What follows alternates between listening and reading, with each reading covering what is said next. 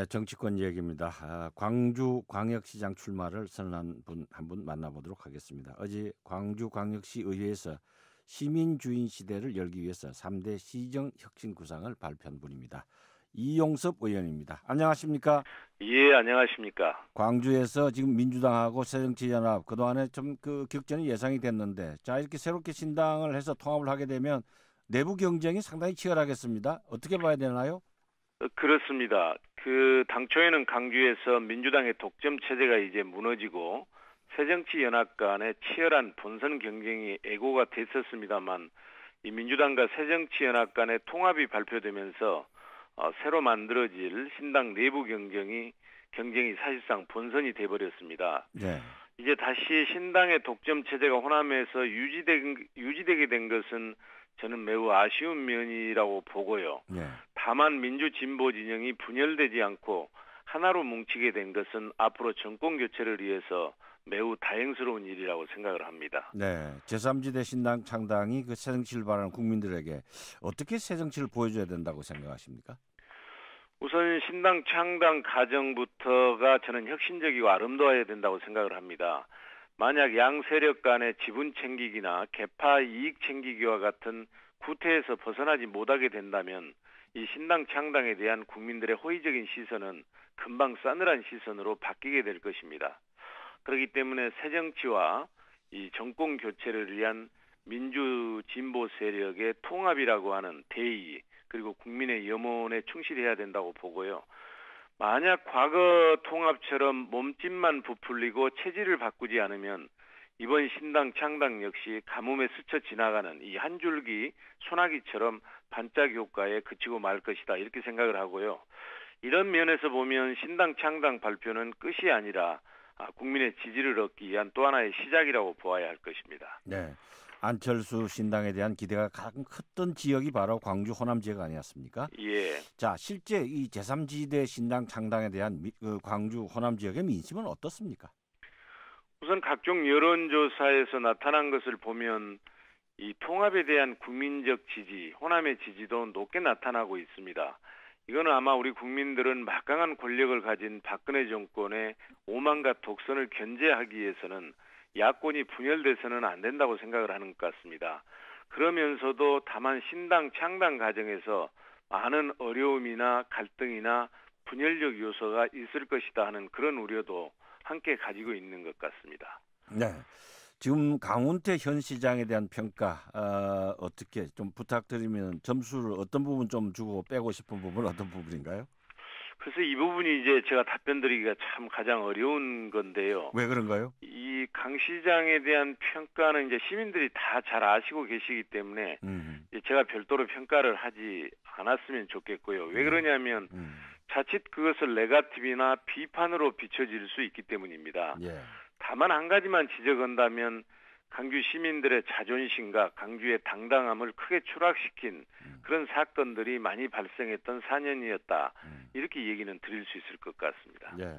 2010년에도 현 강훈태 시장하고 당내에서 한번 경선하신 적이 있으시죠? 예, 그렇습니다. 자, 이용섭 의원만의 나만의 경쟁력은 이것이다라고 내세운 경쟁력은 무엇입니까?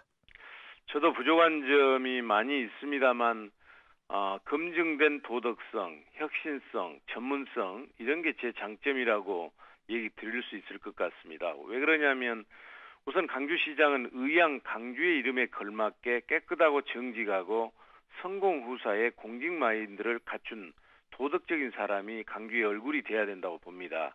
근데 저는 이제 국세청장 그리고 행자부 장관, 건설교통부 장관 임명될 때 3번의 국회 인사청문회를 거쳤기 때문에 도덕성과 자질을 검증받았다고 할 수 있고요. 또한 강주시장 자리는 이게 배워가면서 일할 수 있는 그런 한가한 자리가 아니거든요. 바로 이제 자기 경륜을 풀 수 있어야 됩니다. 저는 이제 다양한 국정 경험과 전문성 그리고 중앙정부의 많은 인맥을 가지고 있는 준비된 시장이라고 얘기할 수 있지 않을까 감히 그렇게 말씀을 드리고요. 네. 그리고 강주가 경쟁력을 갖기 위해서는 새로운 변화를 선도할 수 있는 혁신 경험을 가지고 있어야 되는데 저는 과거에 우리나라의 혁신을 주도했던 경험이 있습니다. 네. 어제 광주에서 기자회견 하셨지요? 예. 그 자리에서 3대 그 시정 혁신 구상을 밝히셨는데요. 예. 내용을 좀 소개해 주십시오. 저는 시민과 시장 간의 관계를 이렇게 보거든요. 머슴론에서 찾습니다. 그러니까 광주의 주인은 시민이고 시장은 시민의 상머슴이다. 이제는 시장이 일방적으로 지시하고 명령하고 통제하는 이런 과거 권위주의적 리더십으로는 광주의 역량을 하나로 묶을 수 없다는 얘기죠. 네. 그래서 어제 발표한 시민 주인 시대를 열겠다 하면서 발표한 3대 정책은 뭐냐면 첫째가 우선 광주의 주인인 시민이 시정에 적극 참여하는 시민 협치 시스템을 갖추는 것입니다. 그러니까 명예시장제도 도입을 하고 시민 참여 정책 배심원제도 도입하고 찾아가는 현장 시장실도 운영하겠다는 내용이고요. 두 번째는 광주시정의 투명성과 책임성을 강화하고 이 시민 세금이 낭비되는 것을 막기 위해서 시민 감시 시스템을 강화하겠다는 내용인데요. 그래서 정책 실명제도 도입하고 시민이 함께 참여하는 예산 편성 제도를 도입하고 예산 낭비 신고센터를 시장 직속으로 설치하겠다는 내용이고요. 그리고 마지막으로는 우선 인사 혁신이 이제 매우 중요하거든요. 네. 그렇기 때문에 직원들이 인사에 신경 쓰지 않고 자기가 원하는 부서에서 신명나게 창의적으로 업무에만 전념할 수 있도록 이 전자희망 인사 시스템을 도입을 하고요. 네. 그리고 산하단체 인사에서 시장 측근이 아니라 능력 있는 적임자들이 임명될 수 있도록 공정하고 투명한 시민 참여 인사검증위원회를 운영하겠다는 그런 내용들이었습니다. 네. 그리고 이용섭 의원이 지금 말씀하신 것 중에서 이제 머슴론을 지금 강조를 하셨는데 시민이 주인이고 시장은 이제 그 상머슴의 역할을 하겠다 이런 말씀하시는데 과연 이게 머슴을 하겠다고 자처하시는 분 뭐 옛날로 따지면 뭐 그렇게 쉽지 않은 일인데요. 어떻습니까? 이용섭 의원이 지금 말씀하신 것 중에 지금 소통도 강조하시고 혁신도 강조하셨는데 앞으로 새로운 광주 청취자 여러분께 한번 설명을 해주십시오. 제가 꿈꾸는 광주는 정신적으로는 정의롭고 물질적으로는 풍요로운 그래서 당당하면서도 따뜻한 광주를 만든다는 것입니다. 그리고 또 하나는 2017년 정권교체 주역이 될 수 있도록 이 광주를 지방자치의 성공 모델로 만들어보고 싶습니다. 이게 무척 이제 어려운 일인 것은 사실입니다. 그렇지만 시장이 시민을 진정한 주인으로 모시고 시민과 함께 시정을 운영하는 이런 소통의 리더십과 새로운 변화를 선도하는 혁신적 리더십을 보여주면 저는 얼마든지 가능하다고 생각을 합니다. 네. 자, 지금 현재 광주가 안고 있는 가장 큰 현안이라고 하면 뭐가 있습니까?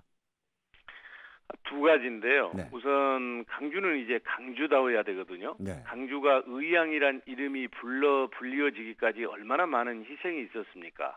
그래서 감히 광주 밖에서 광주를 얕잡아 볼 수 없는 품격 있고 정의로운 광주를 만드는 게 중요하고요. 네. 두 번째는 아무리 정의롭다 하더라도 시민들의 먹고 사는 민생 문제가 해결되지 않으면 안 되지 않겠습니까? 네. 그래서 저는 시민들의 5가지 걱정 이걸 해결해 드리는 게 중요하다고 보는데요. 우선 시민들의 일자리를 만들어 드려야 되고 두 번째는 집 없는 사람들의 주거 걱정 그리고 아이들을 가지고 계시는 부모님들의 보육이나 교육 걱정 그리고 어르신들의 노후 걱정 이 5대 걱정을 해소해서 민생 문제를 해결해 드리는 게 가장 중요하다고 보고 그래서 제가 이번에 출마 선언을 할 때 정의로운 민생시장이 되겠다 이렇게 기치를 내걸었습니다. 네, 정의로운 민생시장이 되기 위해서 앞으로 건투를 빌겠습니다. 예, 감사합니다. 감사합니다. 예. 지금까지 광주시장 출마를 선언한 이용섭 의원과의 대담이었습니다.